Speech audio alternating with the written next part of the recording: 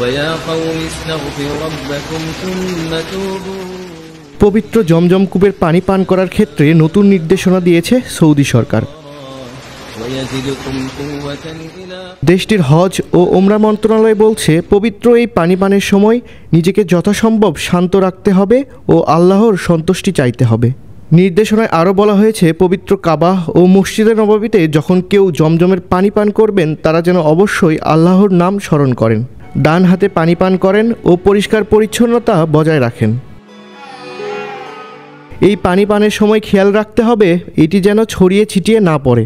এছাড়া জমজমের পানির ট্যাপ ছেড়ে অজু না করতেও অনুরোধ করা হয়েছে। পানি পানের পর কাপ নির্দিষ্ট স্থানে রাখা, ঠেলাঠেলি না করা, ভিড় এড়িয়ে চলা ও ভদ্রতা বজায় রাখার জন্যও মুসলিমদের অনুরোধ করেছে হজ ও ওমরা মন্ত্রণালয়। ধর্মপ্রাণ মুসলিমদের কাছে জমজমের পানি বিশেষ গুরুত্ব বহন করে।